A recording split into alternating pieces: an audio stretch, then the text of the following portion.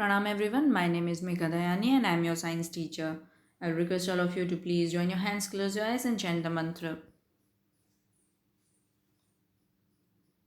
Okay, come back.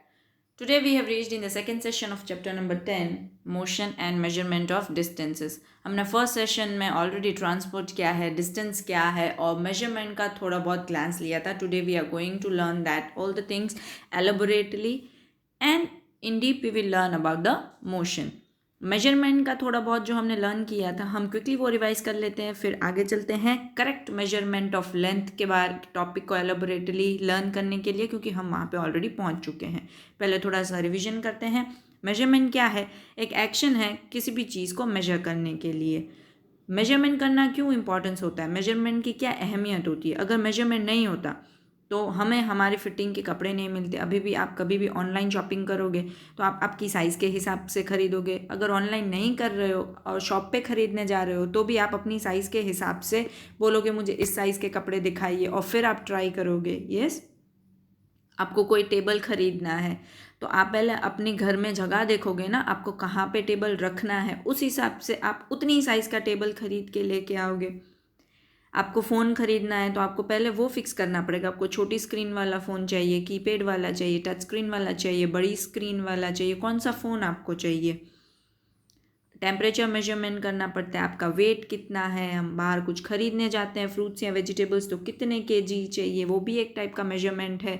Height कितनी है, time कितना हुआ है. तो this to know all these things measurement is very important to be known.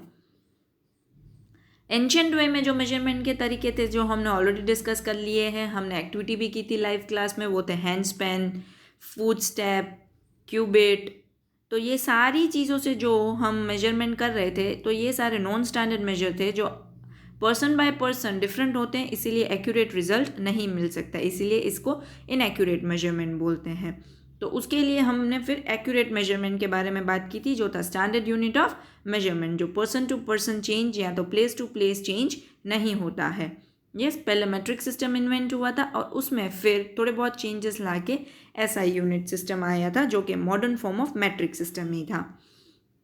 SI unit के 7 बेसिक यूनिट्स होते हैं, उसमें से पहले 3 जो हैं वो ये हम इस चैप्टर में उसके बारे में लर्न करने वाले हैं, जो कि लेंथ, मास और टाइम, जो हमने ऑलरेडी डिस्कस भी कर लिया है. लेंथ के लिए मीटर यूज़ होता है स्टैंडर्ड यूनिट और वो सिम्बोलाइज किया जाता है स्मॉल एम से. मास के लिए किलोग्राम, वो लिखा जाता है, उसका यूनिट होता है स्मॉल के स्मॉल जी, दोनों स्मॉल लेटर्स. टाइम के लिए सेकेंड, स्मॉल एस. मीटर क्या है? लेंथ का स्टैंडर्ड यूनिट है. और ये सारे रिलेशंस हैं अलग अलग कन्वर्जन्स के लिए, अलग अलग यूनिट के कन्वर्जन्स के लिए. जैसे 1 मीटर तो 100 सेंटीमीटर, 1 किलोमीटर तो 1000 मीटर, 1 सेंटीमीटर तो 10 मिलीमीटर. ये सब आपको पता ही होगा, आपने मैथ्स में भी अच्छे से लर्न किया ही होगा. मास का होता है kilogram, KG. So 1 kg is 1000 ग्राम. इसको मैं अलग तरीके से भी बोल सकती हूँ, 1000 gram is equal to 1 kg, वो भी सेम थिंग ही है. वैसे half kg is 500 gram, 2 kg is 2000 gram. Time के लिए सेकेंड है जो कि है 1 minute is equal to 60 second. तो 1 सेकेंड कितना होगा? 1/60 मिनट. ओके, अभी यहाँ पे थोड़े बहुत हम जो प्रैक्टिकल सम्स बोलते हैं उसके बारे में है.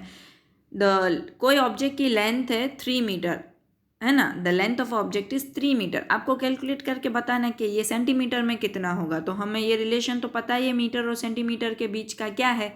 1 metre is equal to 100 centimetre. तो आप पहले वो लिखोगे तो 3 मीटर कितना होगा? 3 को 100 से मल्टीप्लाई करना पड़ेगा क्रॉस मल्टीप्लिकेशन मेथड से. तो 3 मीटर की लेंथ क्या हो गई? 300 सेंटीमीटर. वैसे ही यहाँ पे डिस्टेंस दिया है दिल्ली टू शिमला का, उसका है 342 किलोमीटर. इसको आपको कन्वर्ट करना है मीटर्स में. तो किलोमीटर और मीटर का रिलेशन क्या होता है? 1000. 1 kilometre is equal to 1000 metre. तो 342 किलोमीटर को 1000 से मल्टीप्लाई करना पड़ेगा, तब वो मीटर में कन्वर्ट हो जाएगा. Clear? Correct measurement of length, ये हम सब ने देख लिया. यूनिट्स क्या है, कैसे कन्वर्जन होता है, मेजरमेंट किस किस चीज़ का हो सकता है, पर करेक्ट वे क्या है मेजरमेंट करने का किसी भी लेंथ का, उसके बारे में लर्न करते हैं. देखो यहाँ पे हम सबको पता है कि 1 सेंटीमीटर मतलब 10 मिलीमीटर होता है. तो इसका उल्टा भी सेम करेक्ट ही है, 10 millimetre is equal to 1 centimetre. ऐसे बोलूँ तो भी एग्जैक्ट सेम ही मेजरमेंट आएगा. अभी ये स्केल है जो आप सबने देखी होगी, आप सबको इसे मेजर करना भी आता होगा। 0 से 1 कितना है, 1 सेंटीमीटर। वैसे ही 1 से 2 कितना होगा, 1 सेंटीमीटर होगा। इसके रिलेटेड हमने ऑलरेडी एक्टिविटी कर ली है लाइव क्लास में। ये है मिलीमीटर का बीच का डिवीजन का, ओके। ये देखिए यहाँ पे 1 सेंटीमीटर, 1 से 2 से लेके 1 सेंटीमीटर, और बीच वाली जो लाइन है वो 1.5। So each small division shows you 0.1 centimetre. तो जैसे जैसे आप एक एक स्मॉल डिवीजन आगे बढ़ते जाओगे तो 0.1 ऐड होता जाएगा। ये अलग अलग मेजरमेंट करने के लिए अलग अलग मेजरमेंट के इंस्ट्रूमेंट्स हैं। सपोज आपको किसी ने बोला कि बुक का या तो कंपास का मेजरमेंट करके दो, तो आप ये 15 सेंटीमीटर वाली स्केल यूज़ करो तो चलेगा, है ना।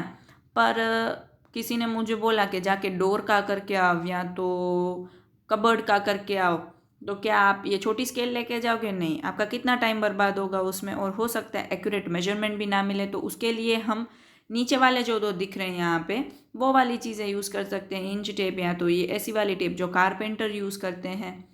ठीक है, तो साइज़ कितना और क्या मेजर करना है उस हिसाब से हम हमारा मेजरिंग इंस्ट्रूमेंट डिसाइड करेंगे। देखो यहाँ पे बुक की लेंथ मेजर की है तो स्केल रखी है यहाँ पे दो पिक्चर्स दिखाई दिए हैं आपको। देखो, एक स्टार्टिंग में जहाँ 0 से मार्क हो रहा है और एक एंड में जहाँ बुक खत्म हो रही है। जूम करके दिखा रहे हैं लेंथ, ठीक है। जो स्टार्ट हो रहा है वो 0 से हो रहा है और जो एंड हो रहा है ना वो देखो 21 और 22 के बीच में कहीं पे है। तो सेंटर वाली लाइन जो 21.5 है उसके बाद दो छोटे डिवीजन है, तो 21.6 एंड 21.7। तो अप्रॉक्सीमेटली इस बुक की लेंथ कितनी हो गई, 21.7 सेंटीमीटर। क्लियर। अभी मेजरमेंट कैसे करना चाहिए, आपकी जो स्केल है ना, आप जिस भी ऑब्जेक्ट को मेजर करने जा रहे हो, यहाँ पे बुक है तो वो बुक के एकदम डायरेक्ट कांटेक्ट में होनी चाहिए। इस तरीके से दूर या तो टेढ़ी नहीं रखनी चाहिए, नहीं तो हमें एग्जैक्ट करेक्ट मेजरमेंट नहीं मिलेगा। सपोज आप ये ग्रीन पेपर को मेजर करने जा रहे हो, तो आप जब कभी भी मेजर करो ना तो एग्जैक्ट 0 मार्किंग जहाँ पे हो ना वहीं पे करना चाहिए। पहले वाला पिक्चर देखो जहाँ पे क्रॉस लगाया हुआ है, वो 0 से स्टार्ट कर रहे हैं, नहीं, जहाँ आगे कोई स्केल ही नहीं लिखा गया है, ऐसे ही वहाँ पे प्लेन प्लास्टिक है, वहाँ से मेजर कर रहे हैं, तो आपको उतना इनकरेक्ट मेजरमेंट मिलेगा ना। तो जब कभी भी आप कोई भी चीज़ मेजर करने जाओ तो आप देखो स्केल में कि आप एग्जैक्टली 0 से ही मार्किंग रखो और वहीं से काउंट करना शुरू करो। पर सपोज अभी कभी ऐसा हुआ कि बहुत बार है ना, जो हमारी स्केल के कोने होते हैं ना वो टूट जाते हैं, या तो मेरी स्केल कहीं बीच से टूट गई तो मैं 0 से तो मेजर नहीं कर पाऊंगी। No problem. तो आपको क्या करना है, आप कहीं से भी सेंटर में से स्टार्ट कीजिए, जो भी आपको दिख रहा है। यहाँ पे देखो 5 पे स्टार्ट किया और 10 पे ख़त्म किया है। सेकेंड फोटोग्राफ देखना, 5 सेंटीमीटर से स्टार्ट कर रहे हैं मेजर करना और 10 पे ख़त्म कर रहे हैं। तो ये टोटल कितना हो जाएगा, जो फाइनल आपको मिला ना 10, उसमें से इनिशियल मतलब पहले वाला माइनस कर दो, मतलब 10 - 5 कितना हो जाएगा, 5 सेंटीमीटर। तो ये पिंक पेपर का कितना लेंथ है, 5 सेंटीमीटर लेंथ। ठीक है। अभी आप जब कभी भी मेजर करने जाओ ना तो आपकी आई की पोजीशन क्या है ना वो भी बहुत इंपॉर्टेंट होती है। देखो यहाँ पे 3 दिखाई दे रहे हैं, ए, बी और सी। तो बीच में जो बी वाला है ना वो एग्जैक्टली करेक्ट मेजरमेंट दे सकेगा, क्यों, क्योंकि वो एकदम सेंटर में है। तो आपकी आई की पोजीशन जो होती है ना वो सेंटर में होती है ना, तभी वो करेक्ट होती है। Our eye must be exactly about the point, जो हमें मेजर करना है ना उसके एकदम ऊपर होना चाहिए, वरना क्या होगा, पैरेलैक्स एरर हो जाएगा। पैरेलैक्स एरर क्या होती है, देखिए, पैरेलैक्स एरर वो होती है जो इनएक्यूरेट पोजीशन की वजह से हमें करेक्ट मेजरमेंट नहीं दे सकती है। क्लियर। अभी ऐसी स्केल भी आपने देखी होगी जहाँ पे एक साइड में देखो सेंटीमीटर होता है और दूसरी साइड में इंच लिखा हुआ होता है। अभी डिपेंड करता है कि आप कौन सी साइड से मेजर कर रहे हो। यहाँ पे एक पेंसिल का मेजरमेंट हम कर रहे हैं, ऊपर जो है वो हम सेंटीमीटर से मेजर कर रहे हैं, तो देखिए अप्रॉक्सीमेटली वो 18 सेंटीमीटर जितना लेंथ में है, और नीचे जो है हम इंचेस में मेजर कर रहे हैं तो वो अप्रॉक्सीमेटली 7 इंचेस है। अभी 1 इंच मतलब कितना सेंटीमीटर होता है, तो 2.54 centimetre. 1 inch is equal to 2.54 centimetre, ये याद रखना। तो 7 इंच मतलब कितना हो जाएगा, 7 को 2.54 से मल्टीप्लाई करना पड़ेगा, आंसर क्या आ जाएगा, 17.78 सेंटीमीटर। तो देखो इंचेस और सेंटीमीटर का अप्रॉक्सीमेटली 7.78 जो है वो 18 सेंटीमीटर ही हुआ। क्लियर? ये था जब हमें कोई भी स्ट्रेट चीज़ है मेजर करनी है तब ये सारे मेजरिंग इंस्ट्रूमेंट्स हमारे लिए काम आएंगे। पर सपोज़ कोई कर्व्ड लाइन है, सपोज़ हम कोई शॉप पे गए मेजरमेंट करवाने के लिए, टेलर के पास स्टिच करने क्लोथ लेके गए कि स्टिच करके दो, तभी क्या करेगा वो इंच टेप यूज़ करेगा ना, स्केल नहीं यूज़ करेगा, क्योंकि हमें कर्व्ड सरफेस मेजर करवानी है। वहाँ पे हमारा जो हाथ है उसकी मेजरमेंट चाहिए, वेस्ट है उसकी मेजरमेंट चाहिए, तो वो वहाँ पे कर्व्ड सरफेस है ना, तो वहाँ पे स्ट्रेट स्केल काम आती नहीं है। सपोज़ यहाँ पे ऐसे देखो टेढ़ी मेढ़ी पूरी कर्व वाली लाइन दिखाई गई है, उसका मेजरमेंट हमें करना है, तो हम क्या करेंगे, हम एक थ्रेड ले लेंगे, ठीक है, उसका एक कोना हम गांठ मार लेंगे, वहाँ पे नॉट बांध लेंगे और उसको ए पॉइंट दे देंगे। फिर उसको हम ट्रेस करते जाएंगे ये वाली लाइन के ऊपर थ्रेड को, फिर जहाँ पे एंड हो जाएगा वहाँ पे हम दूसरी नॉट बांध लेंगे और उसको बी पॉइंट दे देंगे।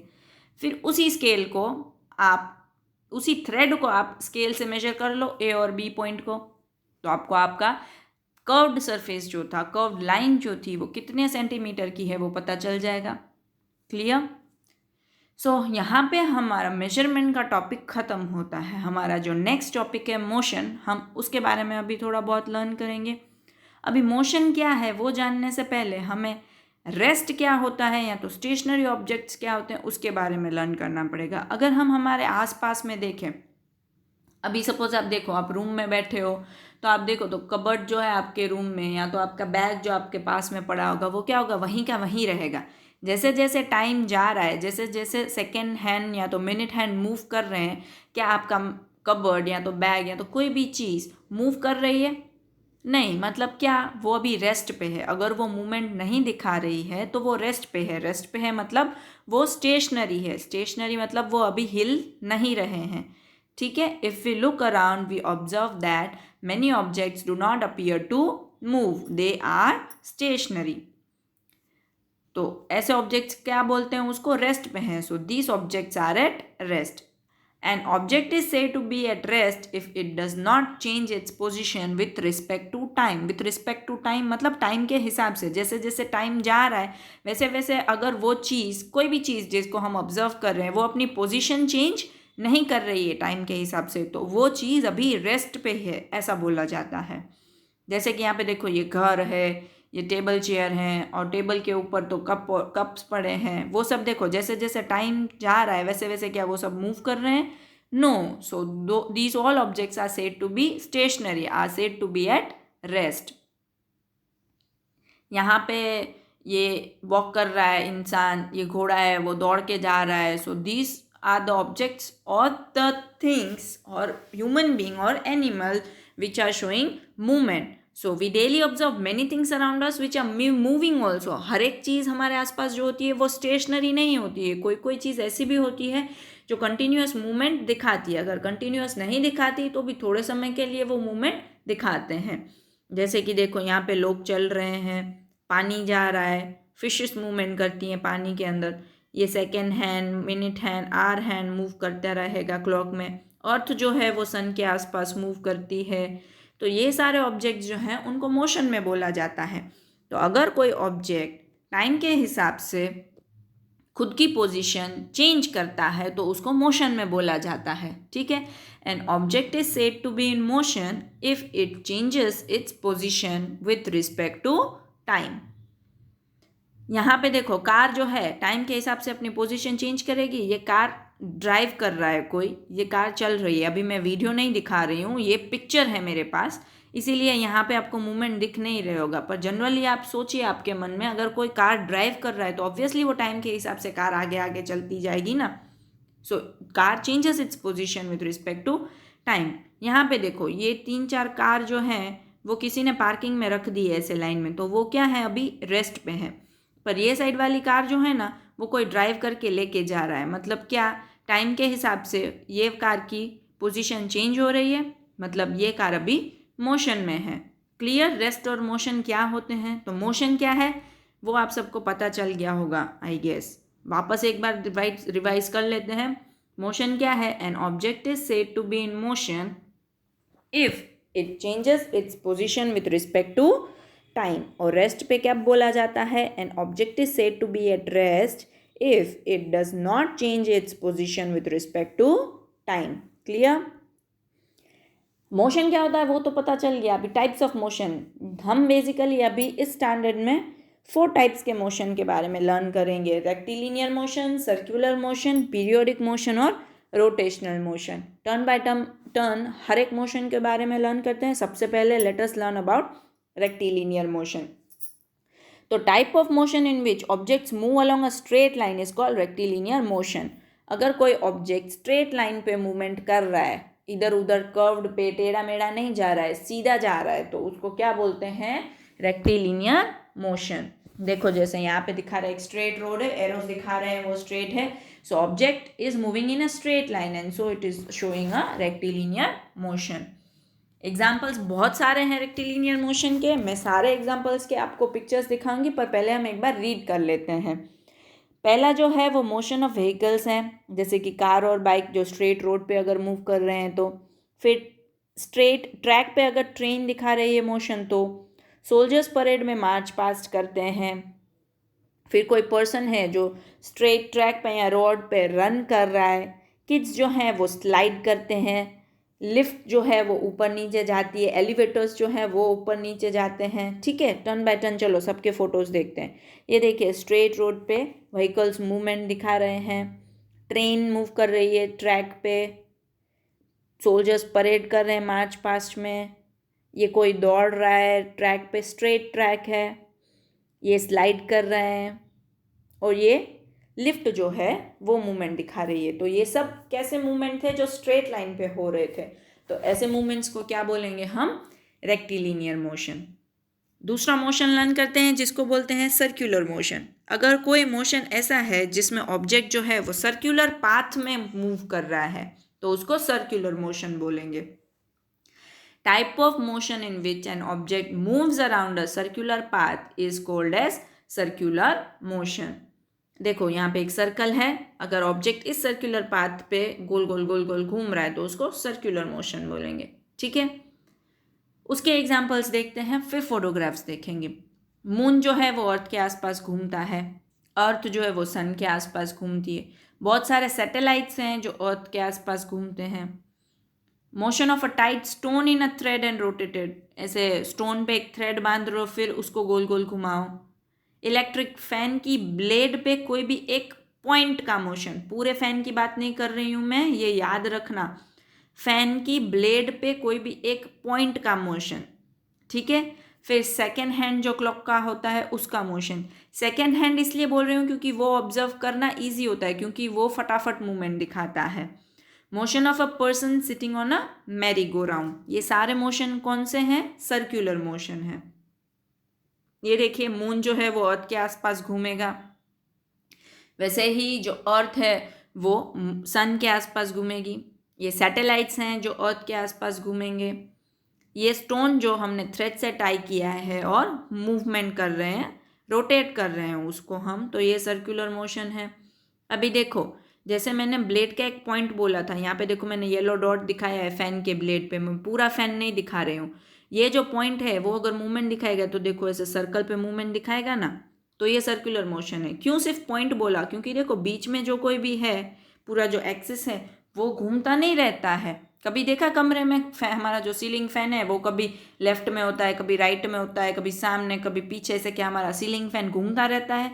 नहीं, वो एक फिक्स जगह पे फिक्स्ड किया होता है ना, और उसकी ब्लेड सिर्फ मूवमेंट दिखाती हैं। तो उसका जो ब्लेड पे कोई भी एक पॉइंट है ना वो सर्कुलर मोशन दिखाएगा, पूरा फैन नहीं दिखाएगा। ये देखो ये जितना भी येलो येलो किया है वो मूवमेंट दिखाएगा? नो, वो उसी जगह पे है। सेकेंड हैंड ऑफ क्लॉक, देखो यहाँ पे मूवमेंट इजीली हम देख सकते हैं। मैरी गो राउंड, तो ये सारे हो गए सर्कुलर मोशन। अभी पढ़ते हैं हम पीरियोडिक मोशन के बारे में। Now motion in which an object or a part of it repeats its motion after a fixed interval of time is called periodic motion. कोई भी मोशन जिसमें कोई ऑब्जेक्ट या तो उस ऑब्जेक्ट का कोई भी पार्ट रिपीट करता है वही मोशन एक particular fixed interval of time में। सपोज 2 सेकेंड पहले वो यहाँ पे था तो 2 सेकेंड के बाद वापस मूवमेंट करके वो वहीं पे वापस आ रहा है, ठीक है। तो सेम मोशन अगर रिपीट हो रहा है फिक्स्ड इंटरवल ऑफ टाइम में तो उसको पीरियोडिक मोशन बोलते हैं। उसके एग्जाम्पल्स देख लेते हैं पहले। सबसे पहला मोशन ऑफ अ पेंडुलम, उसके बाद motion of a child on a swing, heart beat, bouncing ball, motion of earth's rotation and revolution, revolution of moon round the sun. तो ये सारे एग्जाम्पल्स जो हैं वो पीरियोडिक मोशन के एग्जाम्पल्स हैं। सबसे पहला मोशन देखते हैं। देखो, पेंडुलम ऑफ अ क्लॉक, यहाँ पे नीचे जो होता है क्लॉक के उसको पेंडुलम बोलते हैं और वो ऑसिलेट करता रहता है ना, तो ये कौन सा मोशन दिखा रहा है? Periodic motion. देखो यहाँ पे इजीली दिखेगा, नीचे पेंडुलम है वो ऐसे टिक टॉक एक सेम मूवमेंट दिखाता है फिक्स्ड इंटरवल ऑफ टाइम में। ये देखे चाइल्ड बैठा है स्विंग पे, वो भी सेम मूवमेंट ऐसे ऐसे दिखाएगा, तो ये भी पीरियोडिक मोशन है। हार्ट बीट कंटिन्यूसली धक धक धक धक जो होता है, कभी ऐसा हुआ 5 मिनट चला फिर रुक गया, फिर उसका मन करेगा तब वो वापस शुरू होगा हार्ट बीट? नो, वो एक फिक्स इंटरवल पे बीट करता रहता है। बाउंसिंग बॉल, ये बॉल है, ये नीचे है, अभी ये ऊपर गया, वापस एक बार आप उसको सिर्फ नीचे फेंको तो वो खुद से ऊपर नीचे ऊपर नीचे ऊपर नीचे होता रहेगा ना बाउंसिंग बॉल, तो वो भी पीरियोडिक मोशन है। अर्थ जो रोटेट करता है अपनी एक्सिस पे, 24 आवर्स लगते हैं उसको, हमने ऑलरेडी ये लोअर स्टैंडर्ड्स में डिस्कस कर लिया था। यस, 24 आवर्स, एक दिन लगेगा ना उसको पूरा अपनी एक्सिस पे रोटेट करते, एक सर्कल कंप्लीट करते, तो वो भी क्या है? Periodic movement. कभी ऐसे हुआ एक दिन 24 घंटे का था, दूसरा दिन फिर 30 घंटे का था? नो। वैसे ही रिवॉल्यूशन, अर्थ रिवॉल्व भी करेगा, एक साल में एक सर्कल सन के आसपास, कितना टाइम लेगा? 365 डेज? नहीं, 365 एंड 1/4 डेज, वो 1/4 भूल मत जाना। वैसे ही मून अर्थ के आसपास में घूमता है, same way this is also a periodic motion. Next learn करते हैं रोटेशनल मोशन के बारे में। तो ऐसा मोशन जहाँ पे कोई ऑब्जेक्ट अपनी ही एक्सिस पे स्पिन करता रहता है, अपनी एक्सिस पे घूमता रहेगा, है ना, और axis passes through the object, और वो एक्सिस ऑब्जेक्ट के आर पार पास होती है, ऐसे मोशन को बोलेंगे रोटेशनल मोशन। एग्जाम्पल्स देखते हैं उसके। अर्थ का जो मोशन होता है उसकी एक्सिस पे, motion of a spinning top, rotation of a wind mill, turning of a bicycle wheel, motion of hands of clock, motion of a ceiling fan. देखते हैं, देखो अर्थ यहाँ पे बीच में एक्सिस दिख रहा है जो रोटेट करता है। अर्थ कहाँ रोटेट करता है? अपनी खुद की एक्सिस पे। मैं रिवॉल्यूशन की बात नहीं कर रही हूँ, रोटेशन की बात कर रही हूँ अभी, ठीक है। So this is also rotational motion. यहाँ पे देखो स्पिनिंग टॉप, आप सब लोग इससे खेले होंगे, है ना, या तो अगर मॉडर्न हो गए होंगे आप सब लोग तो वो बे ब्लेड आता था तो उससे, बाकी ये लट्टू बोलते हैं जिसको, ये वो है थ्रेड से ऐसे बांध के फिर फेंकते हैं तो वो ऐसे ऐसे घूमता रहता है अपनी एक्सिस पे, ठीक है। तो ये भी हो गया रोटेशनल मोशन। फिर विंड मिल्स, विंड मिल्स देखो ऊपर जो उसके 3 ब्लेड्स हैं, वो फैन जो है वो एक फिक्स्ड एक्सिस पे होते हैं इस तरीके से, और वो वहीं पे रोटेट करता रहेगा, इसीलिए ये हो गया रोटेशनल मोशन। फिर ये बाइसिकल, देखो यहाँ पे जो व्हील है बाइसिकल का, सिर्फ उसको ऑब्जर्व करना, सेंटर में उसका एक्सिस हो गया और वहीं पे व्हील गोल गोल घूमेगा ना, तो ये हो गया रोटेशनल मोशन। यहाँ पे देखो साइकिल का वही है, चला के जा रहे हैं, व्हील रोटेट करता है, तो वो रोटेशनल मोशन। वैसे ही हैंड्स ऑफ क्लॉक, देखो सेंटर में कनेक्टेड है सारे हैंड्स क्लॉक के, तो वो उसका एक्सेस पॉइंट हो गया और वहीं पे वो गोल गोल घूमते रहेंगे, इसीलिए ये भी हो गया रोटेशनल मोशन, ठीक है। यहाँ पे एक्चुअल क्लॉक दिखाई है। अभी अगर आप सब लोग ऑब्जर्व करो या तो ऐसे याद करो, ये सीलिंग फैन है, ठीक है, अभी आप याद करो तो ऐसे बहुत सारे एग्जाम्पल्स हैं जो रिपीट हुए हर एक मोशन में, है ना। तो अभी आप कंफ्यूज हो जाओगे कि रोटेशनल मोशन किसको बोलें और सर्कुलर मोशन किसको बोलें। तो ये चीज़ मैंने आपको पहले भी क्लियर की, वापस भी कर रही हूँ। देखो यहाँ पे मैंने रेड डॉट एक दिखाया है ब्लेड पे और एक सर्कल बनाया है, तो ये हो गया सर्कुलर मोशन। पर सर्कुलर मोशन किसका? सिर्फ उस एक पॉइंट का उस ब्लेड पे, ठीक है। जो पूरा फैन है वो तो एक्सिस पे घूम रहा है ना, उसकी फिक्स्ड एक्सिस है जो बीच में कनेक्टेड है, वो मूवमेंट नहीं दिखाएगा, देखो ऐसे, तो वो क्या हो गया? Rotational motion. हमने पहले भी बोला जो फैन है वो वहीं पे घूमता रहेगा, कभी लेफ्ट में चला जाएगा कभी राइट में, ऐसे नहीं जाएगा वो, तो क्लियर हुआ सर्कुलर और रोटेशनल मोशन का डिफरेंस। दोनों घूम गोल ही रहे हैं, पर उसकी एक फिक्स्ड एक्सिस पे घूम रहे हैं तो रोटेशनल मोशन, और अगर सर्कल के पाथ पे घूम रहे हैं तो सर्कुलर मोशन। क्लियर? वैसे ही यहाँ पे भी सेम थिंग, जो एक अगर आप पॉइंट की बात करो तो वो सर्कुलर मोशन पर, सारे हैंड्स देखो या तो कोई भी हैंड देखो तो एक फिक्स्ड एक्सिस पे घूमेगा, जो सेंटर में है तो वो रोटेशनल भी हो गया।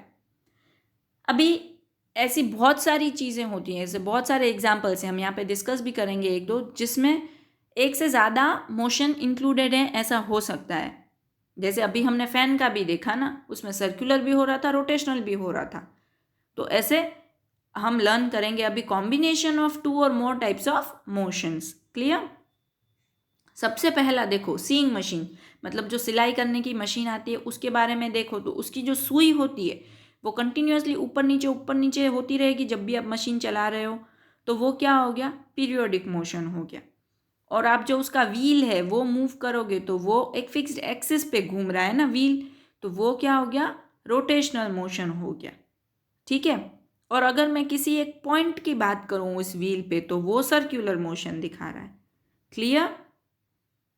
ये देखो नीडल दिखाई दे रहे हैं सीइंग मशीन की, जो ऊपर नीचे होगी और पीरियोडिक मोशन दिखाएगी। वैसे ही बाइसिकल की बारे में बात करें तो बाइसाइकिल जो है वो स्ट्रेट पाथ पे मूव करता है तो वो रेक्टिलिनियर मोशन भी दिखाता है। क्लियर? पर उसका जो व्हील है वो रोटेशनल मोशन दिखाता है। क्लियर? अभी मोशन ऑफ अर्थ के बारे में डिस्कस करें। ये सारे जो थे वो दो दो दिखा रहे थे, अर्थ जो है वो देखो वो 3 दिखाएगा मोशन। वो रिवॉल्व करता है सन के आसपास, मतलब वो सर्कुलर मोशन दिखा रहा है। वो अपनी ही एक्सिस पे रोटेट भी करता है, मतलब वो रोटेशनल मोशन दिखा रहा है। और ये मोशंस जो वो कर रहा है ना, वो फिक्स्ड इंटरवल ऑफ टाइम पे रिपीट भी करेगा। जैसे कि वो रिवॉल्व करने के लिए 365 1/4 डेज लेगा कंप्लीट करने के लिए, तो वो हो गया पीरियोडिक मोशन। रोटेशनल मोशन भी वो फिक्स्ड है ना 24 आवर्स का, तो वो भी हो गया पीरियोडिक मोशन। क्लियर हुआ सबको? And here we end our chapter. अगर किसी को कुछ समझ में नहीं आया, feel free to contact me. Till then stay happy, stay healthy, learn well, eat well. Thank you so much.